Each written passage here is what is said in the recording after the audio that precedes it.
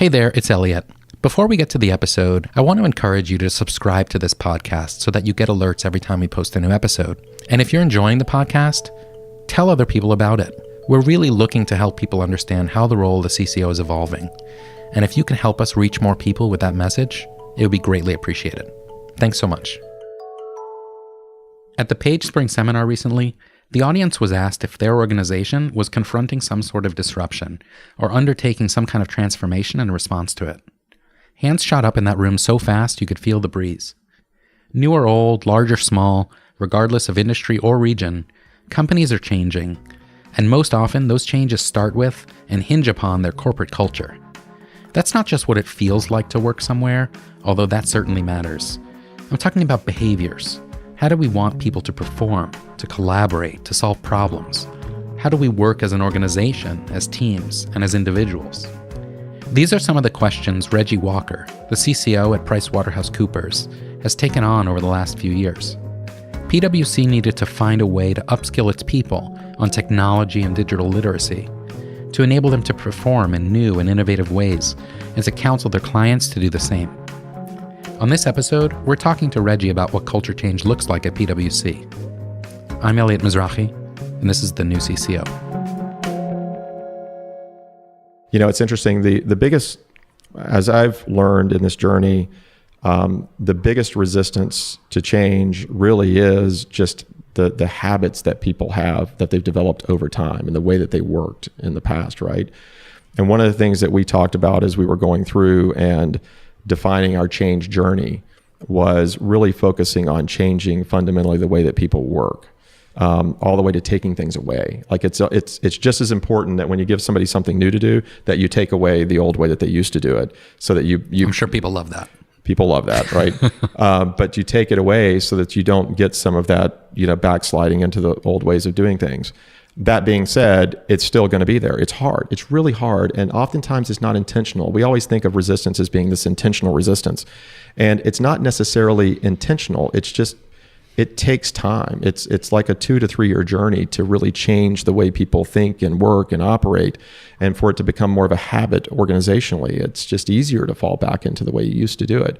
So that was our biggest challenge. It wasn't active resistance, it's more passive. It's just going back and doing things the old way. Like if you had a great idea and you wanted to publish something, you could. In fact, we encouraged it for the longest time. And on the one hand, that sounds great. On the other hand, when you are just publishing content for the purpose of publishing content, because you think you have a great point of view and you think the marketplace wants to consume it, you're drowning out our voice when you put too much out there, right? And we're not getting an ROI. I mean, there's a cost associated with everything. And so we really are very focused on conversion when it comes to creation of content. It's no longer just about, I have a great idea and I'd like to tell the world about it. It's, we have a great idea that specifically ties to our business strategy. I tell our people all the time, whether it's thought leadership, any marketing activity we do, if you can't measure it, we're not going to do it. How are you able to tell empirically this approach to content is producing business outcomes that are more aligned with our strategy? This is where technology is really helping us tremendously, right? Data is your friend. And using that to connect the dots, being able to track who's reading it, what they're really focused on, how they're interacting with the content, and then did that produce a lead for us back into the firm? It's reducing the number of channels that we're communicating through, so that we know that we're going into channels that we've gotten far better at knowing where our clients are consuming information. But at the same time, producing even richer and better content, because we're going to have much better information on what people really want. It feels to me like there's been a lot of transformation in a relatively short period of time, Oh, yeah. both within your function and maybe across the organization. But there's also kind of this obstacle of inertia that you need to overcome. Right. What were those kind of as you embarked on this transformation in that first year? You know, it's interesting. We really had to find new ways of getting people to do things. Gamification became big. Really incentivizing people to learn new things or try new things or implement a new system and use it differently. Making sure we're very clear in our communications around what we expect people to do, What's your role? Like, here's what's coming. Here's why we're doing it. Here's your role in the change for every individual. Like, if you're at this level, this is what we need you to do. If you're at this level, this is what we need you to do. And then really constantly communicating and driving that down through our organization. By the way, people tend to listen to the person they work for directly, not necessarily to me or our chairman, and we talk about that. I mean, we can set the strategy and the vision at the top side, but we've got to win the hearts and minds of the people that people work with and listen to. And so really focusing on those individuals, people we call them power brokers in the organization. They may not have an official title or may not be in a quote unquote leadership role, but identifying those individuals who influencers. The real influencers in the organization that other people look to, and getting them on board. So it was really systematic all the way through. How can we use technology differently? How can we use gamification differently? How do we really communicate differently so that we're very clear about what we want to do? And then how do we win people over? And even after you do all that, it's still hard. Like, you have to stay with it, and you can't give up on it, and you've got to stick with it. That's the biggest thing. Mm-hmm.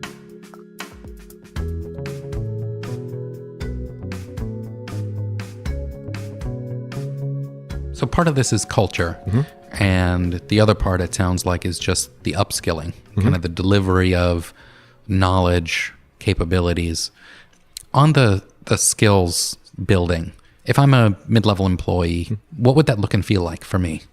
Yeah, it's interesting. So we let me just start with the first thing that we recognize is that there's a base level of skills. And in this case, let's talk technology skills that we needed all of our professionals, from our incoming associates all the way to our most senior partners. What kinds of things? Everything from understanding the big technologies today, artificial intelligence, RPA, understanding... what is RPA? Robotics process automation.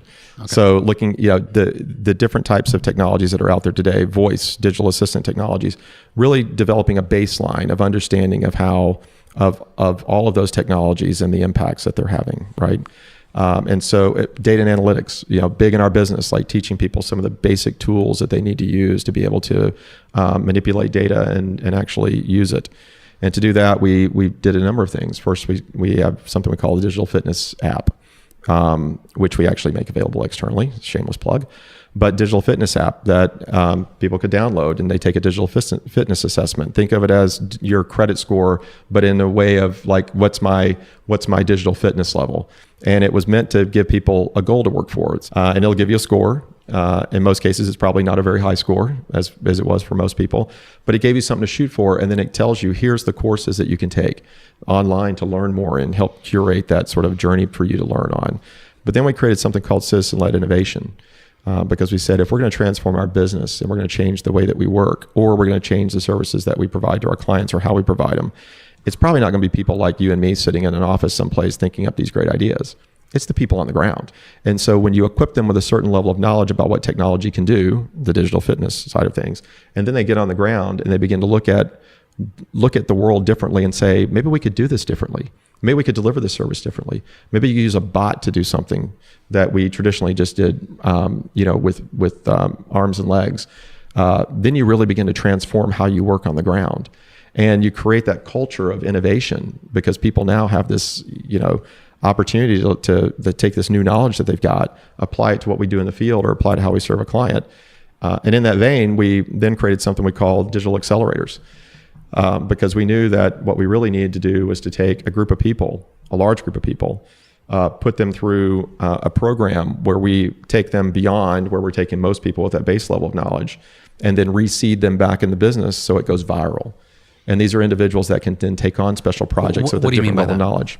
So we might teach them some of the skills I talked about earlier, but at a much deeper level. So learning how to write bots, whereas others we might want to just raise general awareness around what bots can do in a business. We actually want to take a group of people now and teach them how to actually do them, so that when they get on the ground and they look at a process that we have or a service that we're providing, they're automatically beginning to think about how can we do it differently, and then they can actually do it. And then we capture that innovation, and so you seed that back into the business, and it became viral. So now we've changed the way people are working. We've created a tremendous level of excitement around. I have people calling me every day now, even in my function, going, "Hey, we think we have a bot that we can do this differently with," and it's been great. Like, it's been really fun, and like for me, the guy who's been around the firm for 27 years, it's really energizing. It's completely different. So you're starting from a digital literacy place, but you're actually building on top of that a layer of skills acquisition. That's right. That's exactly right. Are you finding, as you do this, that these types of learning programs are creating that culture in a really tangible way? It is.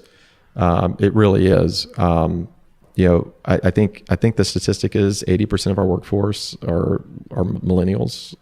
So you've got a lot of really receptive minds that bring in a lot of new ideas. But how you capture that energy and scale it, like find the things that really can scale and produce results. Like, I think that's what most companies struggle with. You can create great ideas, but how do you monetize them, or how do they really change? And that's what this program really did for us. It created a lot of excitement around the organization. It equipped all of our people, including our partners, all the way down, to be able to think differently and operate differently and see opportunity where they may not have seen opportunity before in terms of changing how we work and the services that we provide. But then it also gave a structure to it for us to evaluate them and then say, yeah, that's a really good one. Let's scale that one and take it out without stomping out some of the other creativity that's going on, right? You want that. But then how do you identify the right ones? And that's what this process has really enabled us to do. So people are bought in and involved in a way that they couldn't be without technology. Right. Yeah, absolutely. I mean, the technology is giving us an opportunity to obviously do things differently. It's almost boundless now. That it's no longer, hey, I wonder if technology can do this. It's like, what can we not do? Like, you almost have to control that side of it too, because people get really excited. But it's also giving us an opportunity to identify and amplify those ideas that we may not have been able to see before. Where do you see that going over the next few years? Oh, that's anybody's guess. It's amazing to me, the pace of change in the technology landscape. I think that the opportunities are almost endless. I do think we have to be responsible. And by that, I mean, there's a lot of things that we can do with technology. And I think we have to be in a position to make sure that we're not overextending the reach of certain technologies and cannibalizing jobs and opportunities. And that's one of those big areas of conversation these days. And I think for a lot of businesses, the responsible use of technology. But man, where will it not take us? I mean, that's the fun part of it, is to think what we can do differently as an organization and even societally now with the technologies that we have, if we use them in the right way. I'm not sure where it's going to go. What I do know is that where I think it's probably going to go today, 3 years from now, I'll go, wow, I never saw that happening. Because if I look 3 years past, it's sort of amazing to me. But what I do know is this, and I think this is the way we're setting the organization up, is agility is incredibly important. That ability to have an organization that's going to be agile and be able to, while you stay focused on a strategy and a vision, be able to adjust and adapt very quickly given the impact of technology. I think that's going to be very, very important. I think having this mindset of innovation is going to be very, very, very important. Who you are today in terms of how you operate and even the services you provide might be very different tomorrow. And for us, that's incredibly important because you want to be relevant long into the future. And if you sit back and think that you can rest and that change is slowing down, then you're not going to be around much longer.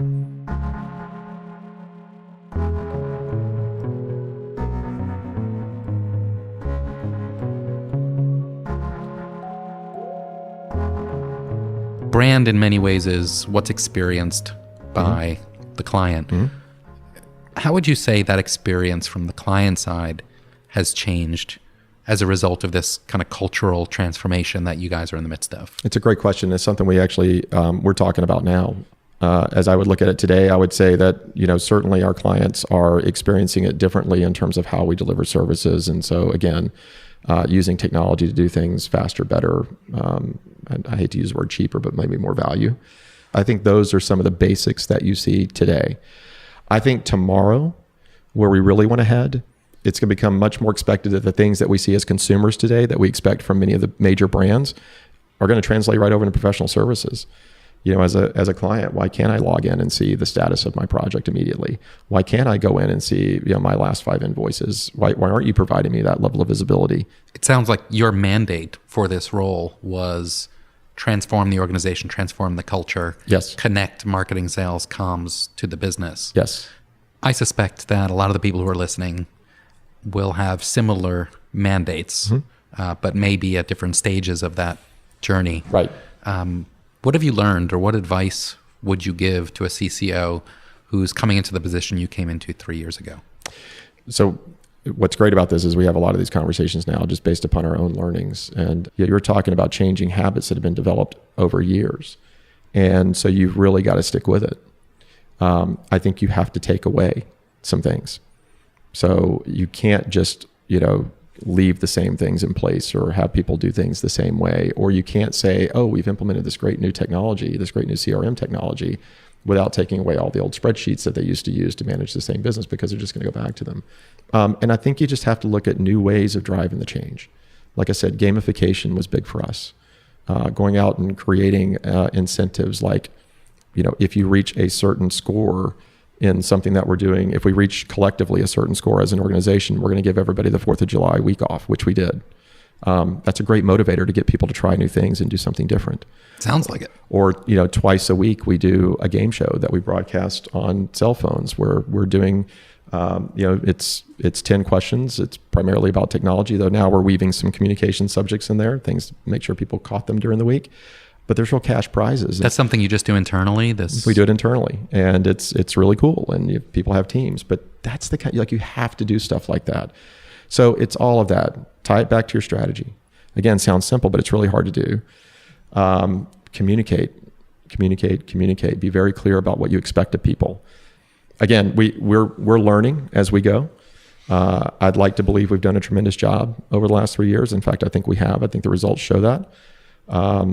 But the moment you think you've got it figured out, you probably haven't. It's become so second nature now. I mean, you just, every day you're doing something different. Like even myself, I'm 50 and I've been doing it for 27 years, but you've completely changed the way you think. There is no boundary now. Yeah. The biggest challenge we have, again, is controlling it. So we've unleashed this great innovative capacity. People come up with ideas constantly, and you sort of have to stop them sometimes. And you want to do it in a way that doesn't crush their spirit. But at the same time, you want to do it in a way that's making sure that people are focusing on productive activities. Right. So you got to just stay engaged in the business. It's hard.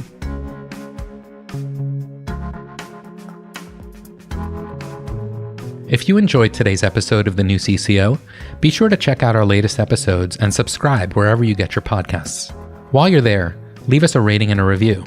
We want to hear what you think so that we can keep making this podcast more interesting and valuable to you. To find out more about what's happening at Page, please visit us at page.org. Special thanks go to Morning Consult and to Rivet Smart Audio, our podcast sponsors. Without their support, we wouldn't be able to bring this podcast to you. Thanks so much for listening. We'll see you next time on The New CCO. A quick message for Page and Page Up members. This year, from June 19 to 21, we'll be holding our first ever Page International Exchange in Amsterdam. This is a brand new multi-day event that's designed to bring members from around the world together to discuss the global issues that are affecting our roles and our enterprises. It'll feature plenty of opportunities for members to talk to each other and learn from leading thinkers. I hope that you'll be able to join us for this event. If you're interested in learning more or in signing up, please visit page.org/events.